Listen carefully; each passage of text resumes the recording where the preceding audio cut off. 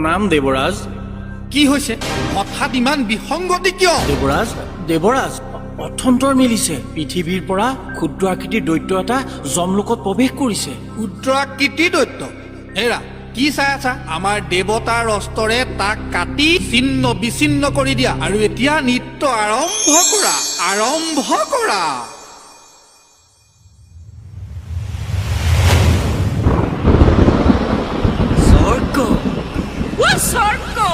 স্বৰ্গত মই চিনি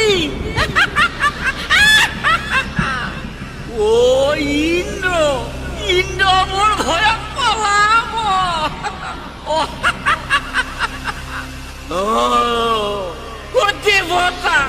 দেৱতা বিলাকক মই হাতৰ মুঠিত ৰাখি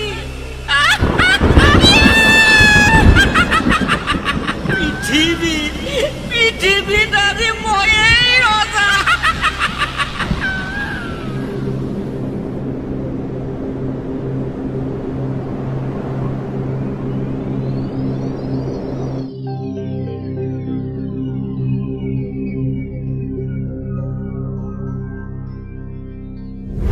নাৰায়ণ নাৰায়ণ।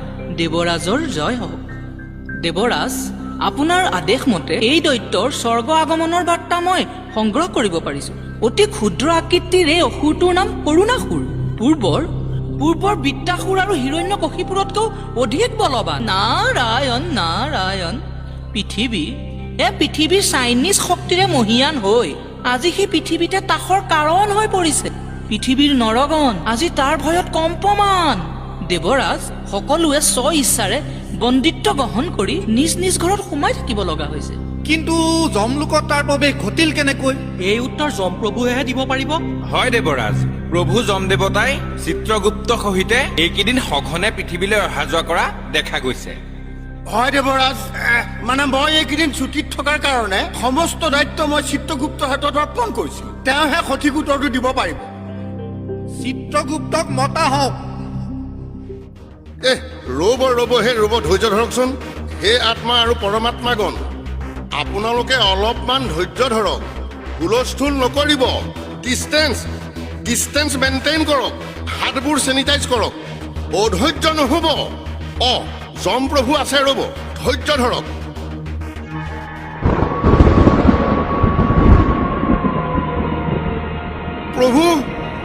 প্ৰভু, বাহিৰত সেই আত্মা পৰমাত্মা বিলাকে বৈদ্য হেঁচা ঠেলা লগাইছে। মই অকলে চম্ভালিব নোৱাৰিছো। হা, এইবিলাক ধেমালি পাইছা নেকি তুমি?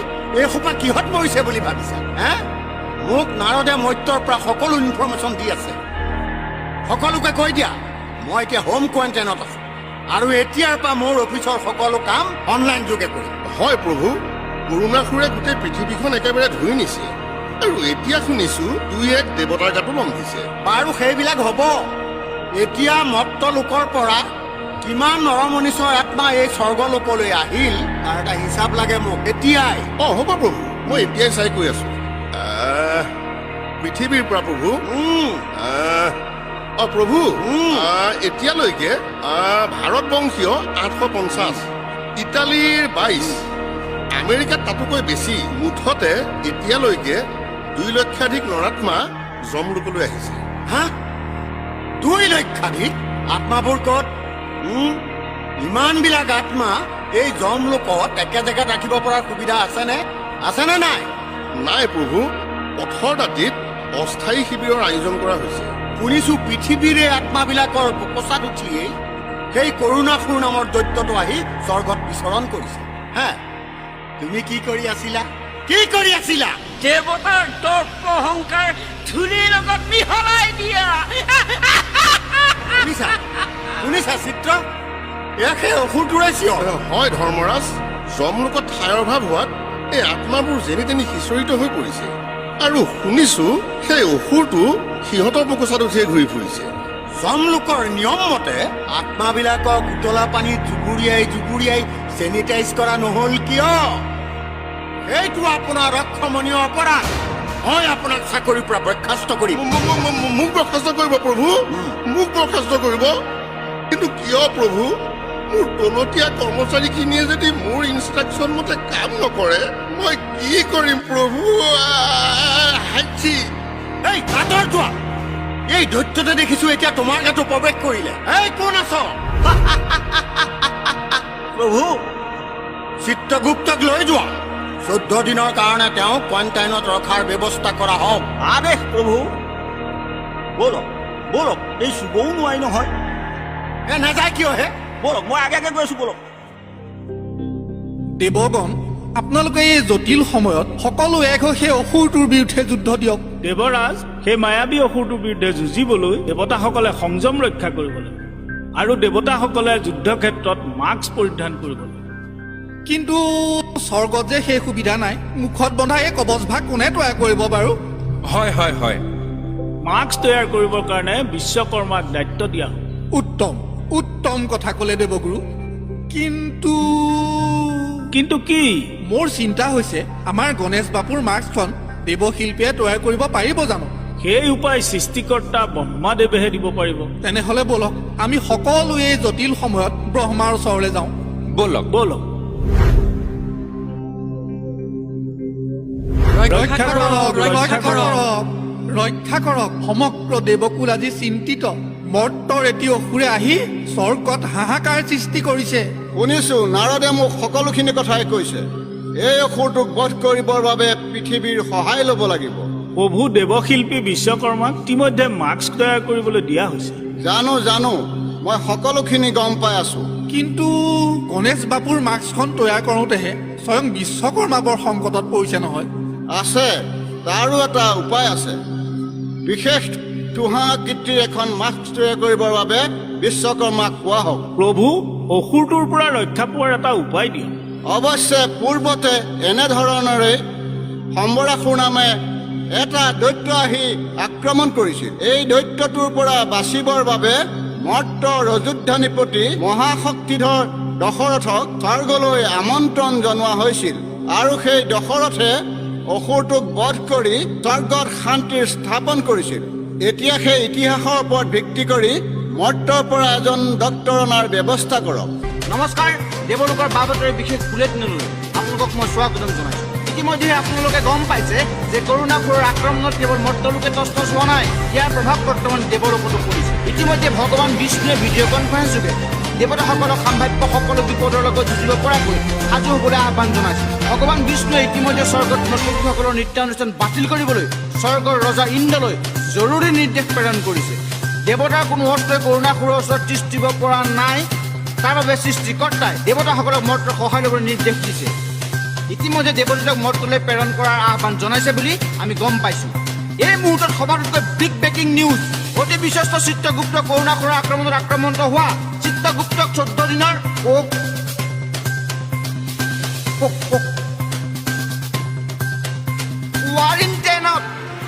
কোৱাৰেণ্টাইনত থকাৰ নিৰ্দেশ দিয়া হৈছে মুঠতে বৰ্তমান কৰোণাসুৰে দেৱলোকত এক আতংকময় পৰিৱেশৰ সৃষ্টি কৰিছে ইয়াৰ পৰা দেৱতাই কেনেদৰে পৰিত্ৰাণ পাব সেয়া লক্ষণীয় হ'ব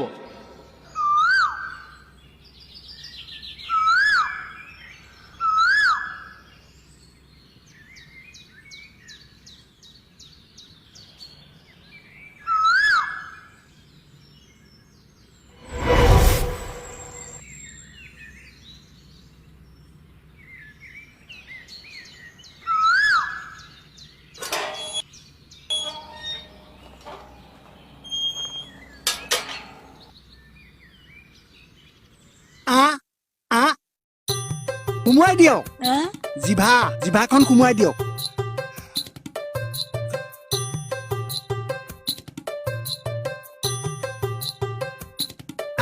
মেডিচিন কেইটা মই লিখি দিছো নিয়মীয়াকে খাব এইখন লওক লওক ছাৰ মই কেতিয়া আহিব লাগিব আকৌ এমাহৰ পিছত আহিলে হ'ব হয় নমস্কাৰ ছাৰ আহিছো নমস্কাৰ নমস্কাৰ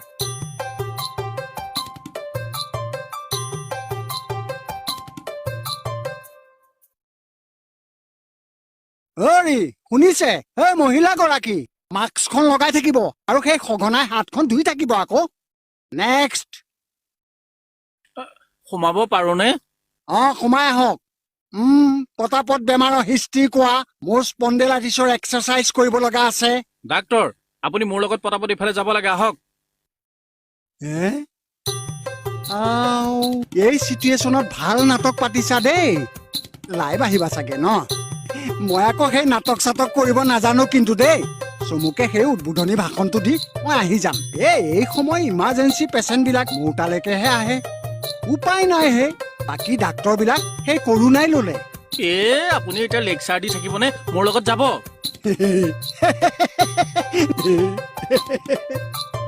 আপুনি হাঁহিলে যে হৰি আপুনি ফটো আমি কৰিছো বুলি ভাবিছে নেকি নাই ভবা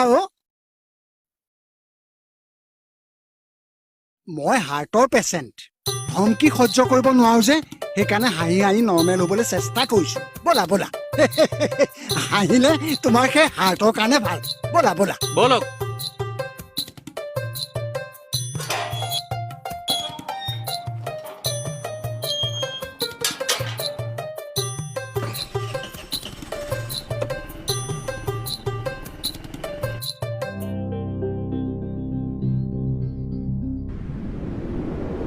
হেৰা কেনি লৈ আহিলা হে উশাহ নিশাহ লোৱাত বৰ কষ্ট পাইছো মাস্কখনো লৈ আহিবলৈ নহ'ল নহয় হেৰি আপুনি মনে মনে থাকিবনে এই গতিয়ে ইয়াৰ পৰা পেলাই দিম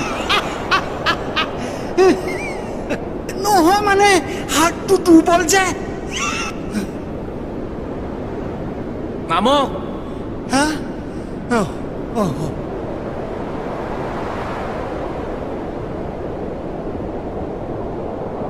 আহক দেৱৰাজ বহু কষ্ট কৰি মৰ্তৰ পৰা ডক্তৰ এজন আনিছো এতিয়া বিদায়হে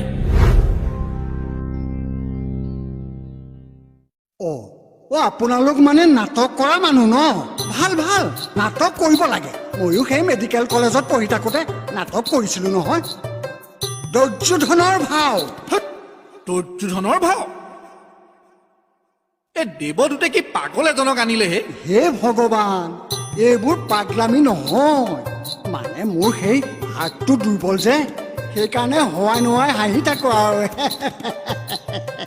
মনে মনে থাকক এয়া মৰ্ত নহয় আপোনাক স্বৰ্গলৈ অনা হৈছে স্বৰ্গ হ'ল মোক মাৰিয়ে পেলালে নেকি বাৰু নাই মৰা আপোনাক এটা বিশেষ কথাৰ কাৰণেহে আপোনাক স্বৰ্গলৈ অনা হৈছে স্বৰ্গত কৰোণাৰ আতংক চলিছে হা এটা কথা নহয় আপোনালোকেতো অমৃত পান কৰি থৈছে আপোনালোকৰ ইমিউনিটি চিষ্টেমটো ষ্ট্ৰং তবে আপোনালোকৰ মৃত্যু ভয় কিয় মৃত্যুৰ ভয় নাই কিন্তু কেলেপ ধেলেপকৈ জীয়াই থাকো কেনেকৈ শ্বাস প্ৰশ্বাস লোৱাৰ অসুবিধা এই সুযোগতে মোৰ ফ্ৰিজৰ নামত অমৃতকণ যদি লৈ যাব পাৰো পানীৰ লগত মিলাই পৃথিৱীৰ মানুহক এটোপাল এটোপালকৈ দি বেমাৰটো ভাল কৰিব পাৰিম আৰু মই নিজেও অমৰ হৈ যাম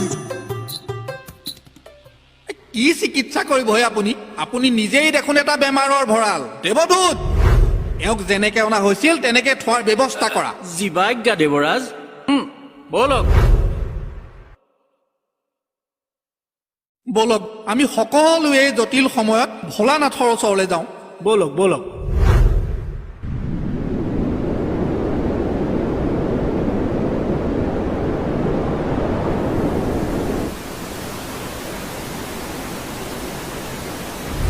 প্ৰণাম ভোলানাথ ভোলানাথ এই সংকট কালত স্বৰ্গৰ দেৱগণৰ লগতে পৃথিৱীৰ নৰগণকো ৰক্ষা কৰক প্ৰভু দেৱতাসকল আপোনালোক চিন্তিত নহ'ব আপোনালোকে মিছাতেই ভয় খাইছে এয়াতো মানৱৰেই সৃষ্টি ভোলানাথ পৃথিৱীৰ মানুহ আজি নিজৰ ভুলৰ বাবেই সংকটত পৰিছে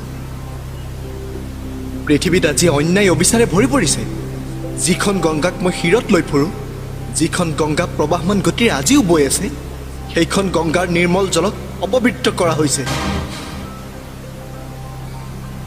প্ৰকৃতি ধ্বংসৰ বাবে মানুহ আজি উঠি পৰি লাগিছে সমগ্ৰ পৃথিৱী আজি প্ৰদূষিত মানুহে নিজকে দেৱতা বুলি ভাবিবলৈ লৈছে ইয়াৰ পৰা পৰিত্ৰাণ পোৱাৰ উপায়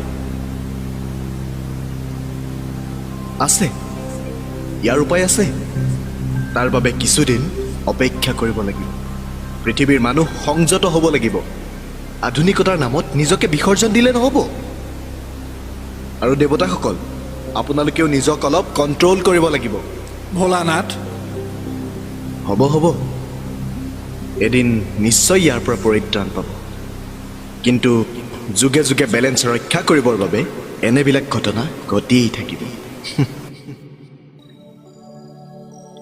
যা যা কৰোণা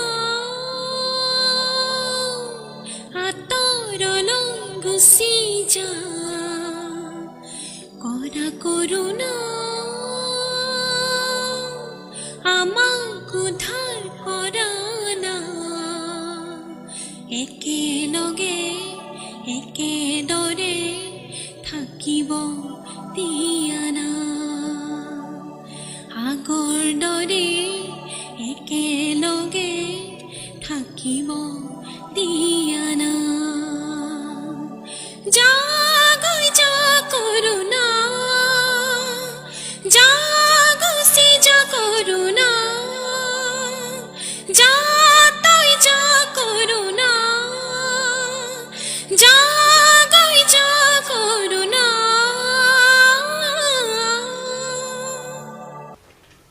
নমস্কাৰ ভিডিঅ'টো চাই কেনে পালে আমাক জনাব অতি সীমিত সুবিধাৰ মাজত আমি ভিডিঅ'টো প্ৰস্তুত কৰিছোঁ এইখিনিতে আপোনালোকৰ আমাৰ এতিয়া আহ্বান যে আপোনালোকে ঘৰতে থাকক সুৰক্ষিত থাকক আৰু চৰকাৰৰ নীতি নিৰ্দেশনাবিলাক মানি চলক